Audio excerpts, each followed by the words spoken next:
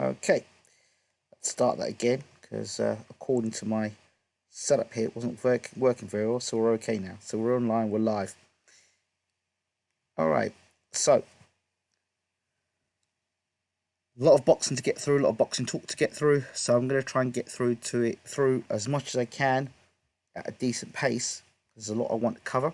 As I said, if you haven't subscribed to the channel, please do hit the subscribe button. We appreciate your subscriptions. I just need to kind of click in here so I can see the show live because at the moment it's not coming up live on my YouTube, even though it is. So let me just go to videos here. You should get a live stream, but for some reason not coming up on live stream. Don't know why. I have to go through Twitter so I can pick your comments up and hear what you're saying. So how was your weekend being of boxing?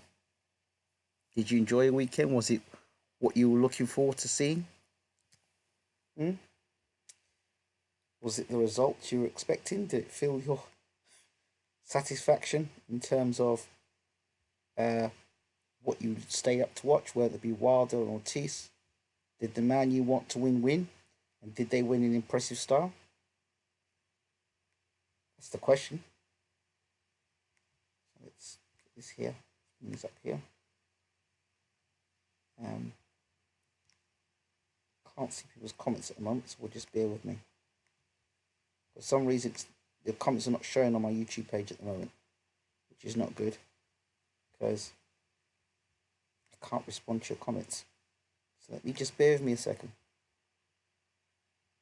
Here we go. Right. YouTube playing the fool with me, but we've got it now. We're up now. So we've got a bumper show ahead of you tonight. Lots of topics to get through. Just enter the chat room now.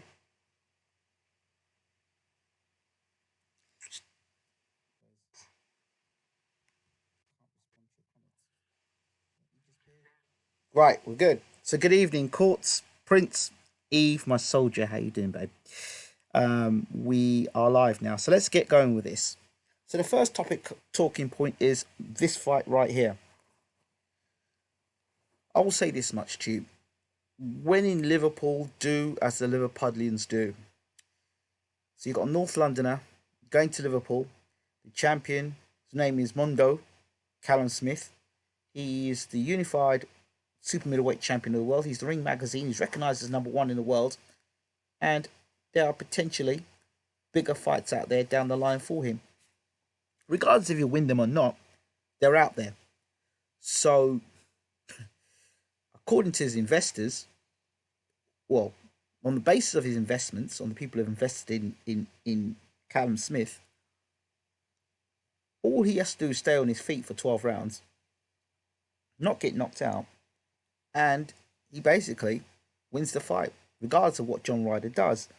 Once you understand this, then you understand that boxing is no longer about the best fighter wins. This is more the case of if the guy that's invested in can stay on his feet, he wins the fight. You can outbox a guy, you can beat a guy up. But if you're not the A side, if you're not the invested fighter, if you're not the guy who's got the zone contract or the matchroom contract, if you're not the guy that is got the future big fights ahead, if you're not the one that's going to make the money afterwards, good evening, Denise. If you're not the one who's going to make the money afterwards, like if the future's not bright with John Ryder, if John Ryder's the champion, because nobody wants to see John Ryder versus Canelo, do they? Nobody wants to see John Ryder versus Golovkin. Nobody wants to see John Ryder versus Danny Jacobs or Julio Cesar Chavez Jr. Nobody wants to see those fights.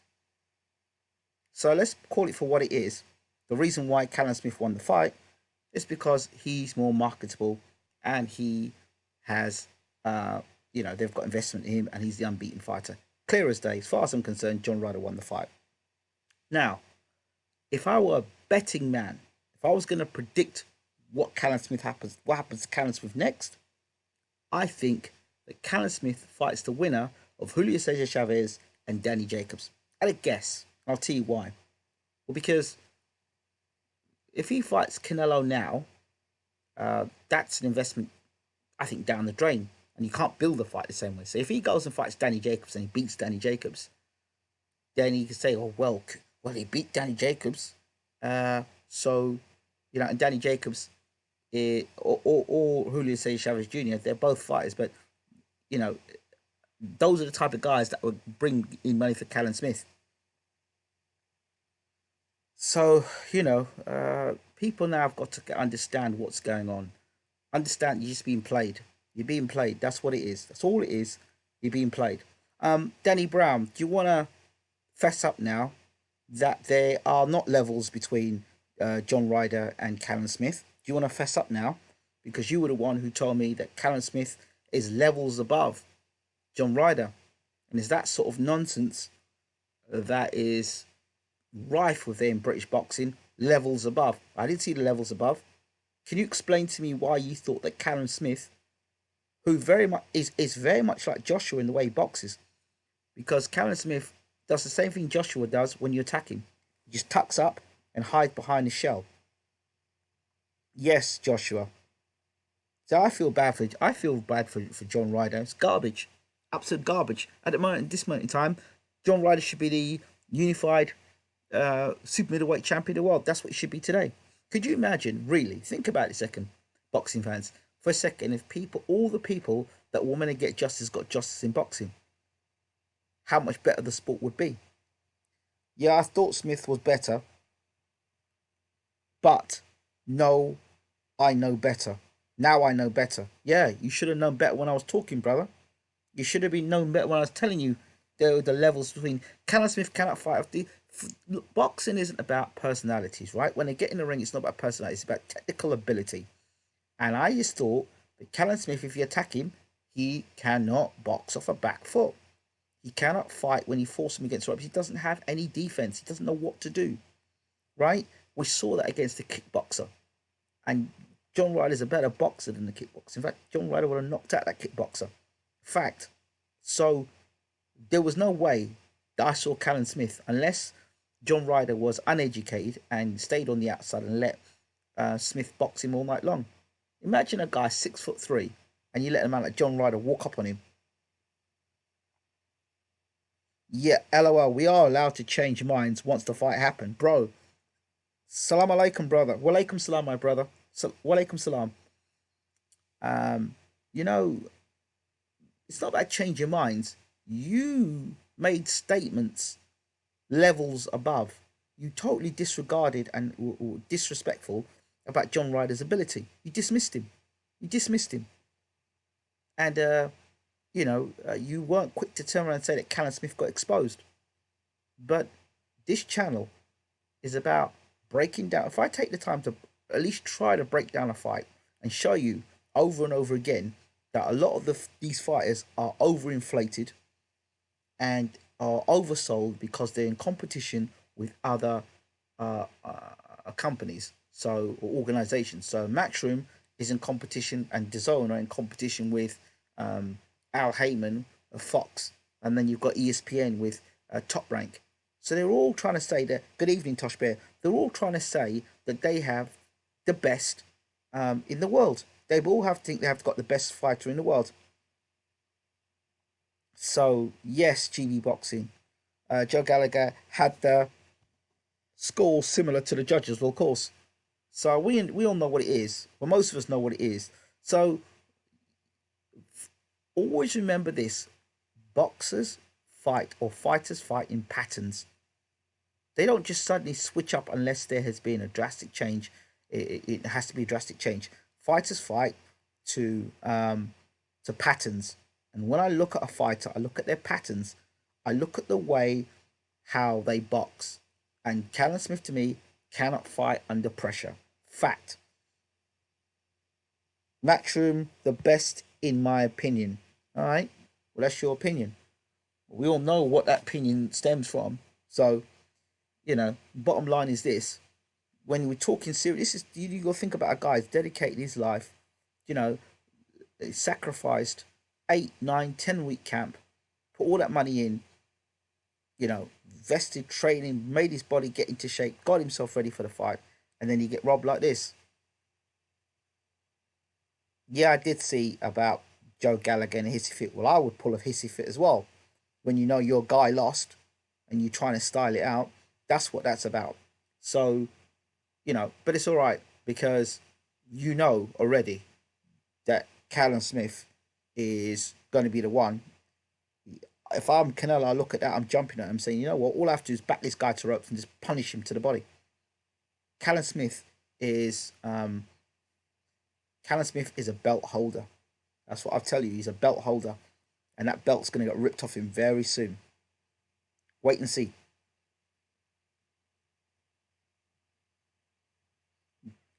Who cares about Fix Room? I used to call him Hype Room. He was apparently appealing to rematch after Paul Smith lost to Abraham first first time, and then when Kroll lost to Linares. What score did you have for the Smith Ryder fight? I don't know, mate. I can't remember. All I know is that I was commentating on the fight, and for the most rounds, for the most part, apart from when Ryder was trying to take photographs of Callum Smith, when he had Smith up the rope against the ropes, he was dominating the fight. So I had Ryder winning the fight by throwing the more accurate punches. I saw Ryder slipping punches, blocking punches, and countering. So I had Ryder winning the fight. And if you probably go back and listen to the commentary, which is on the channel, you can hear yourself about the fight. Okay, so for me, I did a video previously on this. I'm sure you all can, those who've been regularly listening in, will know that I did a video called "Are There Fixes in Boxing?" The fix is in. The fix was always in. When you watch two fighters get in a ring and you know the result before they get in the ring, I'm not talking about prospects here or guys on the up, you 5-0 and trying to build a resume. I'm not talking about that. I'm talking about two fights like this fight tonight or the other last night with Callum Smith and Ryder. When you know Ryder is coming in and he's a good enough fighter to do the business, and he doesn't get the decision, not based on boxing ability or outworking opponent, but based on the fact that Callum Smith has got a fight lined up in the future to make more money, you know the fix is in. The fix was in. There was no way that unless John Ryder knocked out Callum Smith, there was no way he was going to win the fight. And to be honest, John Ryder in some ways deserved that, what happened to him, because he had the opportunity, he had the power to hurt Callum Smith. I told you he had the power to hurt Callum Smith. And if he jumped on Callum Smith earlier, he could have knocked Callum Smith out. Why wait until the 11th round to try and knock him out? You should have tried and knocked him out earlier, because once you put Callum Smith against the ropes, nothing was coming back. He just goes into a shell, like Joshua. So Ryder, you would have thought, for me, looking at John Ryder, having got robbed in the Rocky Fielding fight, he would have got smartened up and said, you know what? I can't leave this judge. I got to knock this guy out. But for whatever reason, Ryder left it to the judges. So, you know what? I do have sympathy for Ryder a little bit, but most of my heart goes cold because you had your experience with Rocky Fielding, boxing and a matchroom show. So you know what the situation is. And if they'll give the decision to Rocky Fielding, they'll damn give it to Callum Smith. So for that, I've got no sympathy for John Ryder. Me too. I had Ryder winning. Do we know of any journalists like Bunty? I don't call Dan Raphael a journalist. Who scored it for Smith. I have my opinions and I respect everyone's opinions. That's nice to know, AJ. Right. So it says it 116, 112 Ryder, of course. 7-5 Ryder for me too, though. The thing is, here, it's when it's showing you how blatantly disrespectful that the judges are, that they see people watching this live and they're giving you daylight robbery at night, daylight robbery. And the only way things are going to change in boxing is when we stop being so passive about it and we start voting with our feet, i.e. not paying for pay-per-views, not going to attending these events where you've got this robbery going to happen. That's how it happens. But the fans, they like being abused over and over again. Clearly they like being abused.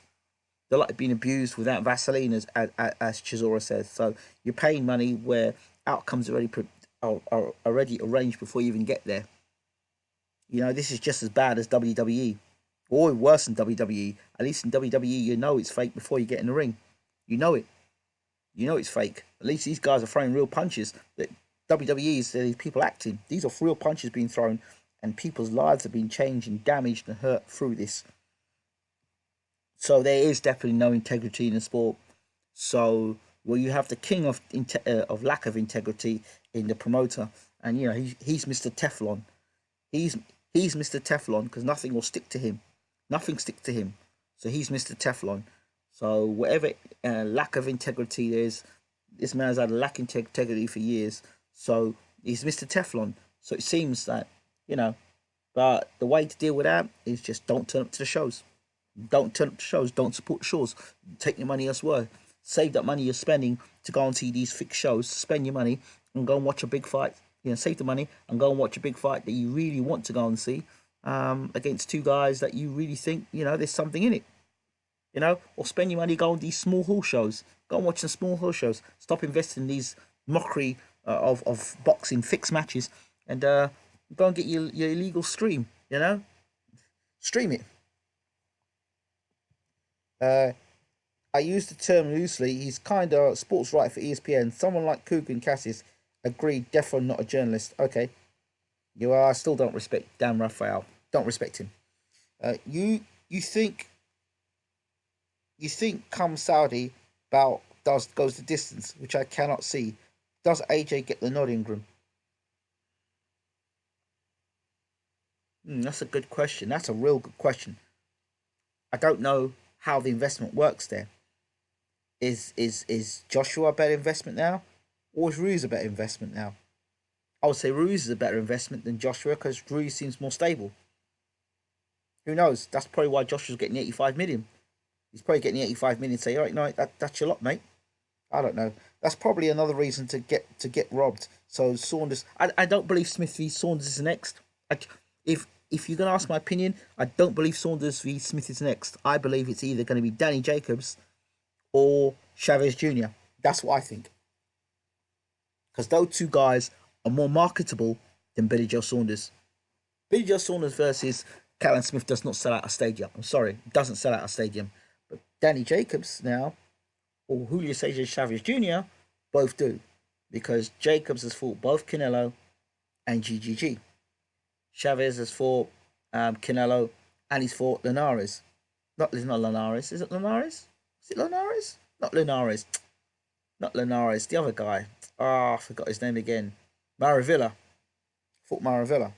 So I think yeah, those two guys look more likely to fight Callum Smith. I think AJ's still a powerhouse commercially, is he? Yeah, okay, mate. Well, you also thought that Callum Smith was levels above, but you know, whatever. AJ, I believe he's getting cashed out. Yeah, he's getting cashed out because they know. You know what? If you want to do something, do yourself a favor. Last night, they were showing AJ on. They were showing AJ classic fights. Go back and watch that Matt Legg fight again. That's a slimmed down version of AJ, and watch how Matt Legg gets close to AJ and clips him. Even the fight where he fought that guy Leo in his first fight, he was getting clipped. So yeah, who the hell wants to watch Callum Smith versus Billy Joe Saunders? I don't. I don't. I'd rather see Billy Joe Saunders fight a Golovkin and Callum Smith fight Canelo.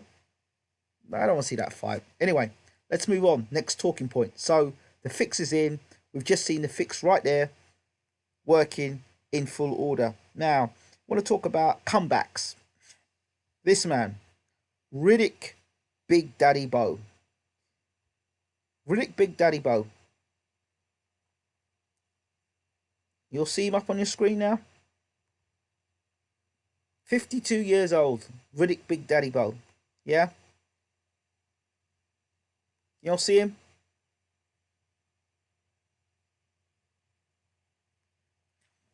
Former undisputed heavyweight champion of the world. 52 years old. Wants to make a comeback. So there's rumours that there's going to be a fourth fight between himself and Evander Holyfield.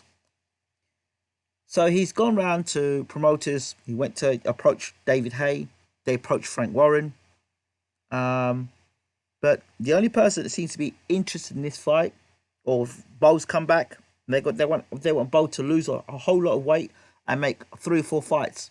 They're serious about Bo coming back and fighting at 52 years old, right? So there's a few things here.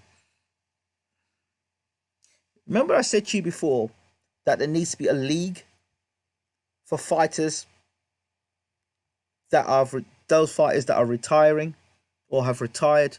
There should be a Masters League. There's a Masters League of football. There's a Masters League of cricket. There's a Masters League of rugby, basketball. There needs to be a Masters League of boxing. And I think that would be an opportunity for retired fighters to fight a round robin or something like that, where they can get to fight one another. I think that should happen. So maybe take them back to the amateurs and let them do 3-rounders or 6-rounders. I don't know, but maybe the amateur with their head guard and the gloves on. I think that would be a way to allow these guys to still express themselves, but not have too much injury to themselves. So these guys, these retired fighters, we could still maybe see Larry Holmes versus George Foreman, Lennox Lewis versus Riddick Bowe, Vitaly Klitschko versus I don't know, Lennox Lewis too. We get to see these fights. We get to see these fights in these safe environments or safer environments.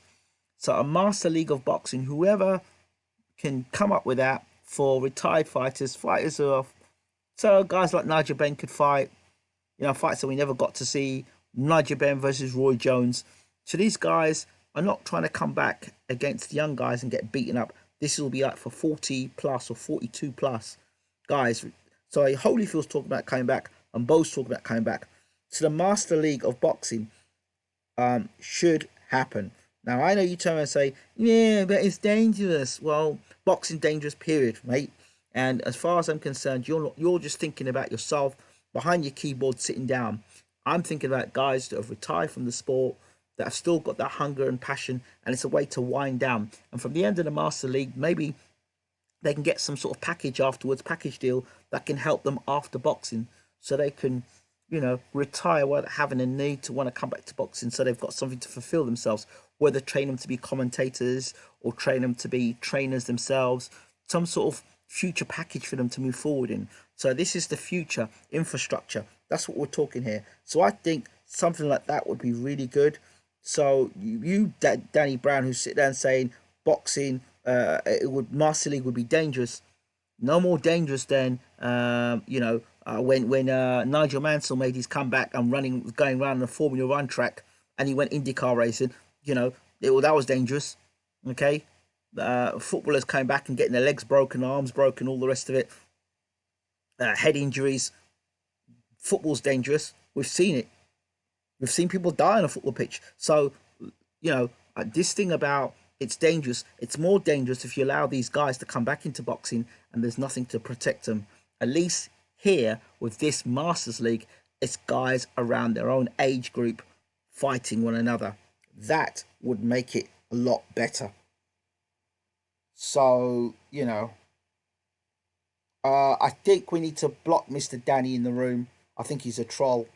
So we need to do something with him. Either block him or mute him. So I think this would be good. And anybody who took it on would really be looking at, protecting our fighters. Yeah, I think they should feed these I think, yeah, these judges should get fed to these ex fighters. Would be good as well. So that's something that I think would be something for the future. So as for really Big Daddy Bo, it's a shame, because this guy should not have to come back and box now. That's my thoughts. I remember doing a video for Riddick Bowe. And I remember doing a video. I don't know if some of you remember it. Me doing a video appealing so he could save his house. Do you remember that? And let's go back even further. Remember, I asked Riddick Bowe for an interview. He was still a lot younger, and I asked him for an interview, and he said to me, "How much would it cost? How much was I prepared to pay him to do the interview?" And I like Riddick Bowe, but even though he said that to me, I still came back and did the video of him when he was trying to lose his house. I think he still secured the house in the end. So that's ridiculous Bowe for you in a nutshell, as Lewis would call him.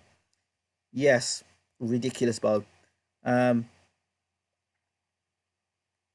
Let's move on. Who else on the comeback trail? Yes, surprise, surprise. Mayweather versus Khabib. You know something?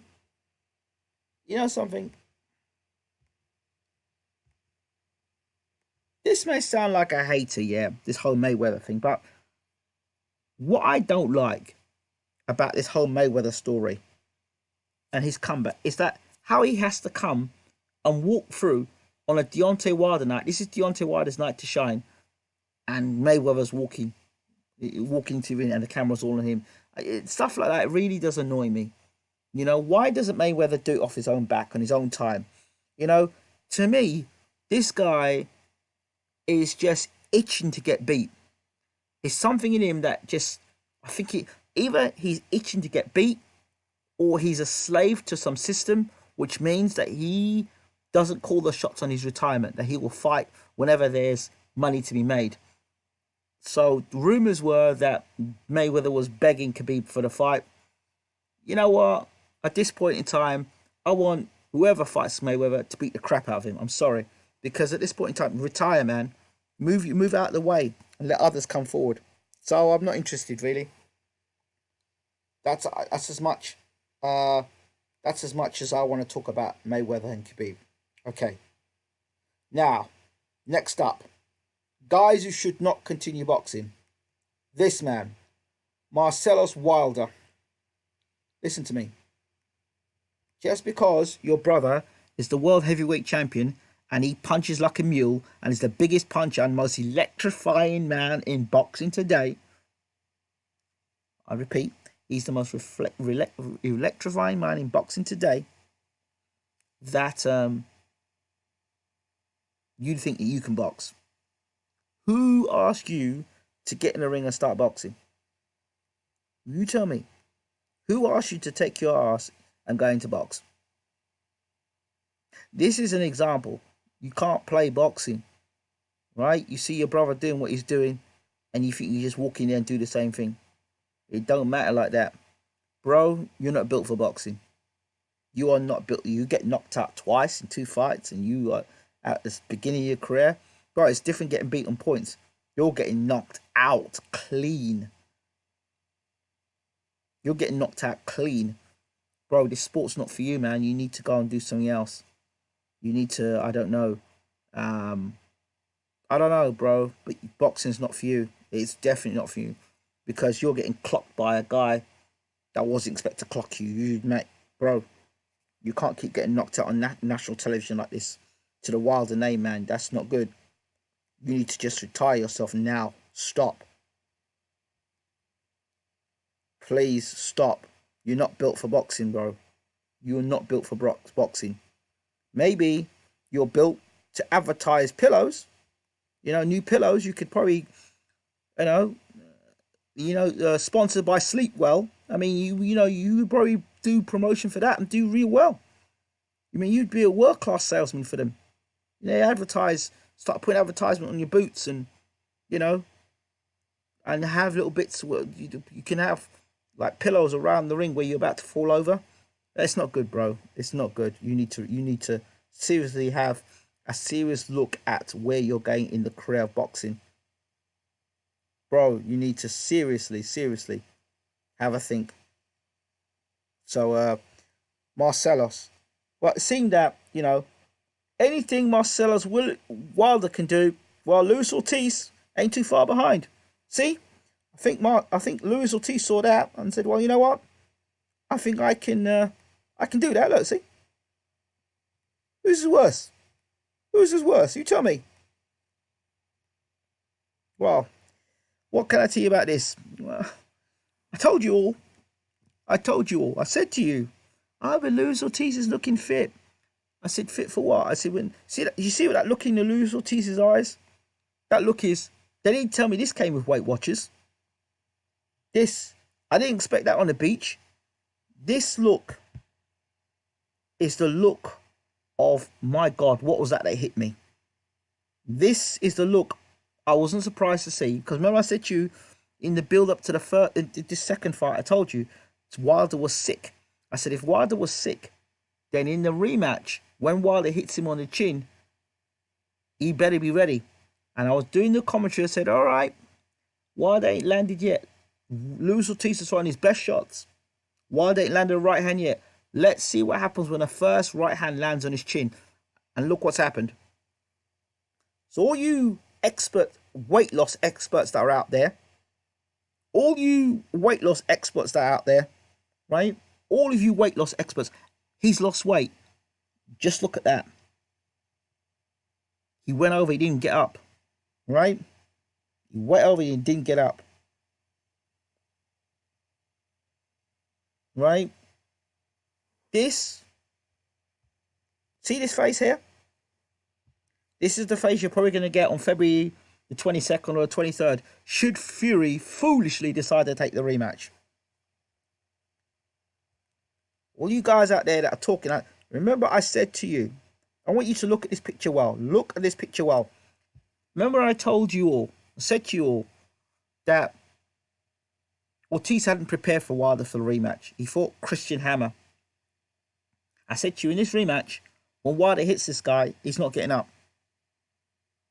Now, if Otto Wallin can cut you and wobble you and hit you with many right hands, then please believe me, this time, when Deontay Wilder hits you on the chin, Tyson Fury, you're not getting up. You are not getting up. I'm telling you, mark my words when I say this, when Fury goes down this time against Wilder, I do not think the fight should happen.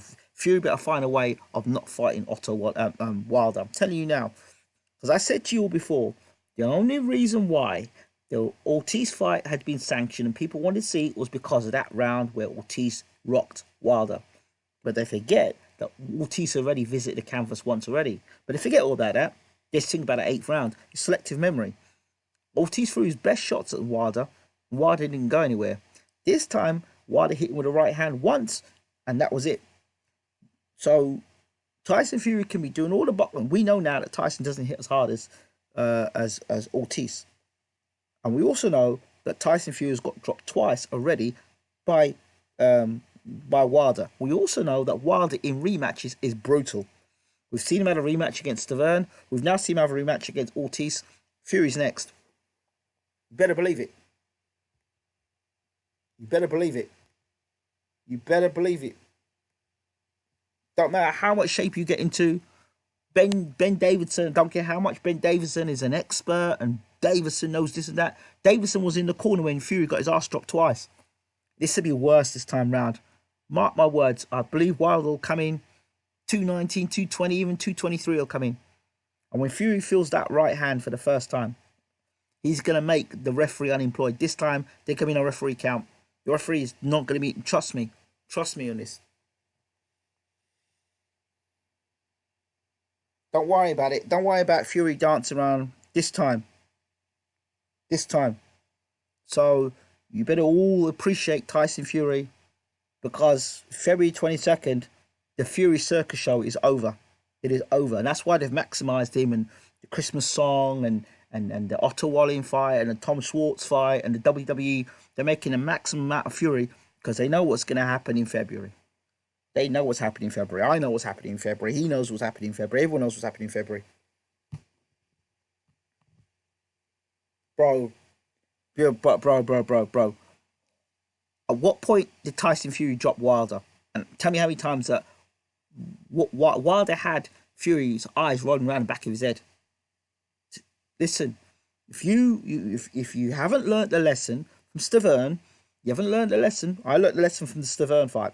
If you haven't learned the lesson from the Dominic Brazil fight I told you about, if you haven't learned the lesson from now the Luis Ortiz fight, then you're going to get to learn the lesson the hard way when Fury fights Wilder. I'm telling you now, you have been warned. You have been warned. You have been warned.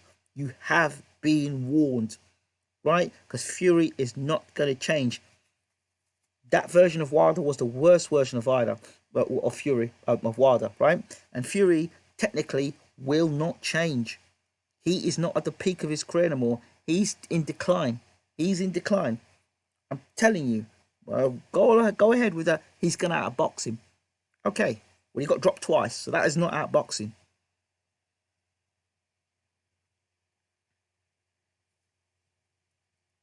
Bro, if Fury got hit with that right hand that Ortiz got hit with, Fury's going over the same way. Best believe that. I don't know how you guys can even have The delusion into believing a guy that's got an allergic reaction to Wilder's right hand is going to somehow not get hit in the rematch. And he's gotten worse. He hasn't gotten better, he's gotten worse.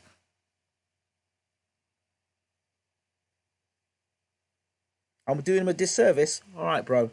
I'm doing him a disservice. Come back to me on February 22nd and talk about disservice. He's getting wiped out. I'm asking you, this is the most destructive puncher in heavyweight boxing. He's getting wiped out. Straight. Proper smoked. I don't pull my punches, bro. Bro, you don't listen to me. Ortiz got dropped twice in the first fight. You're not listening to me. So you're going to have to feel. February 22nd, you're going to feel it. You're going to feel it February 20th. The fight is made. You're going to feel it. Watch it. Watch it. Come back to me on February 22nd. You don't listen. You don't listen.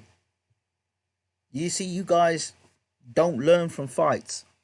You just see a fight. You don't watch a fight and say, okay, what did I learn from this? You go, all right, fine. All right, that don't matter. It doesn't work like that. So I'm telling you what's going to happen here. Just look at the Otto Wallin fight and think to yourself, just imagine if it was just twice Wilder hit him with that right hand. This is the most destructive puncher in heavyweight history. Carry on. Carry on. Wilder is knocking Fury out. Now, I'm telling you. You all don't want to hear that. You don't want to listen. So people don't listen. But you have to feel. You have to feel. All these people are, oh, Wilder can't box. Wilder can't box. Wilder can't box. How you let the man at 215 pounds knock you over the way Wilder knocked you over twice? 215 pounds.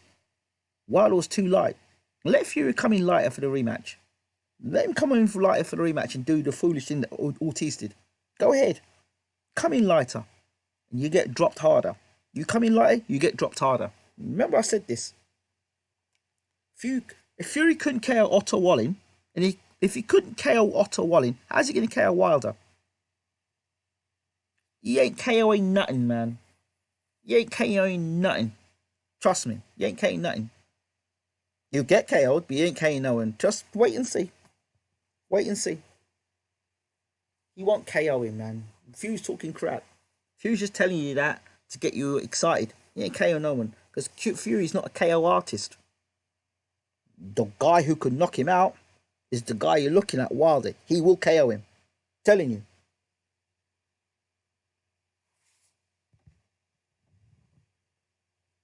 Oh, yeah.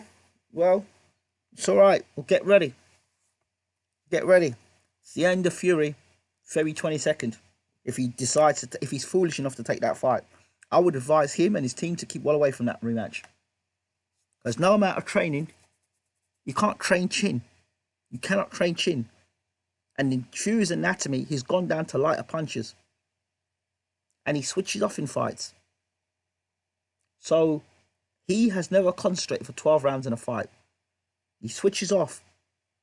And he's going to get clipped. And when he gets clipped, that's it. It's all over.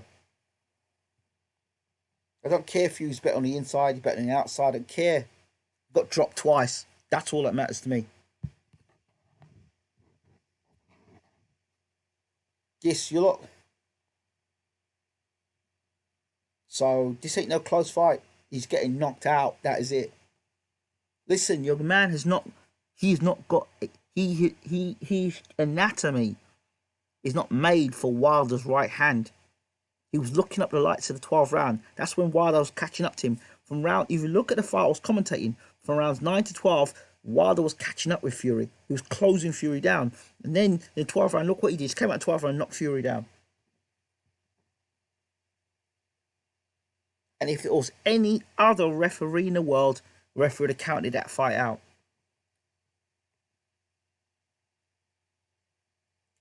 Man, listen. Fury, he had Wilder guy in 12th round because Wilder was surprised that Fury got off the deck. That's all. So then he was caught by surprise. That's all that happened because he thought Fury was gone. So you imagine this, you've relaxed completely and this guy comes back at you. So of course.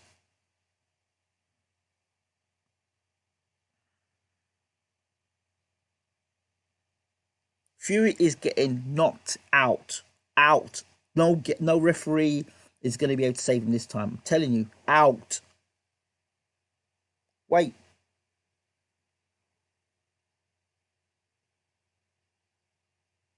wait. Carry on talking about Fury, mate.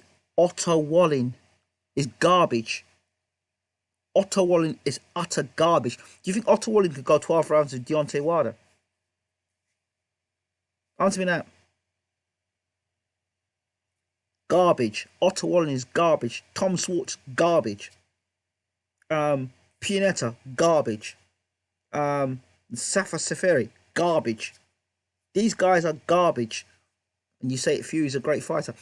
Garbage opponents, right? Now he's going to fight a guy that's serious business. And the joke's over. The WWE's over. The C, D grade opponents are over. This is it. February 22nd. If he dares take the fight.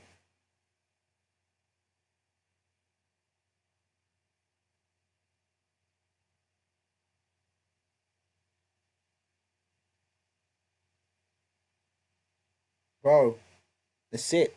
Sorry. See what you are you not looking at that Lewis Ortiz? Are you looking at that? Are you looking at that? That's the guy that Tyson Fury wouldn't even fight. That's a fight that Tyson Fury told me he's not prepared to take that fight. To my face, it's recorded. Don't want Lewis Ortiz. Joshua didn't want Lewis Ortiz. White didn't want Lewis Ortiz. Wilder's fought him twice.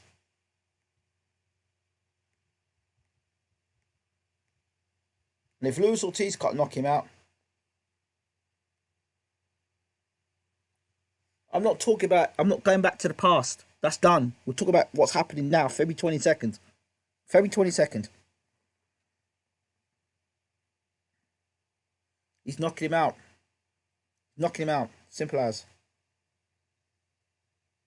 Yeah, Fury's gonna have to play some serious mind games. But after knocking Lewis Ortiz out the way he did, one punch. One punch. Boom. That's it.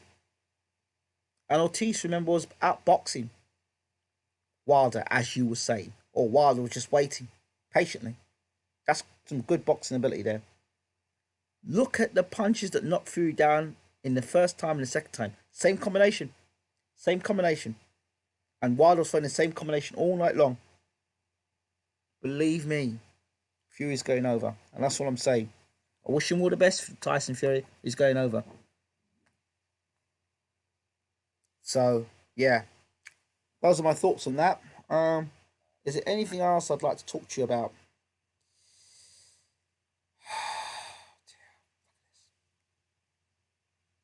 Who does it better? Hmm?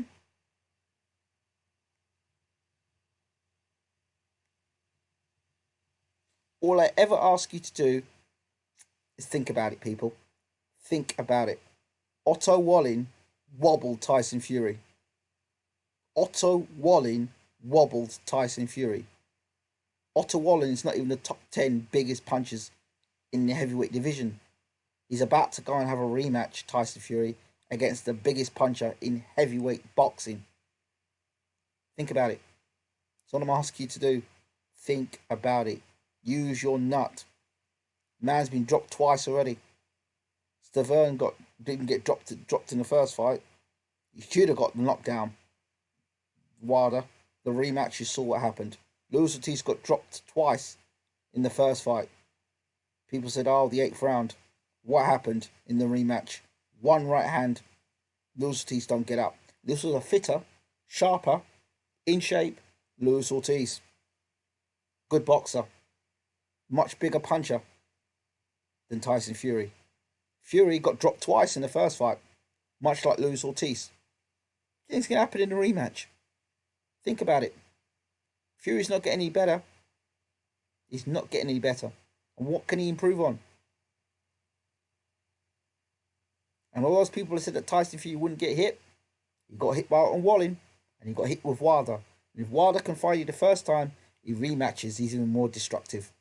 Think about it, people. Think about it. Get out your emotions. It's coming. It's coming. You have been warned.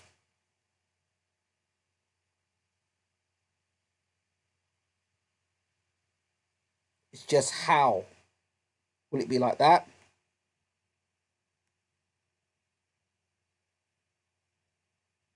Will it be like that? You decide. February the 22nd, we'll find out. This has been BWTM Sports as always. Thank you all for listening. I'm out.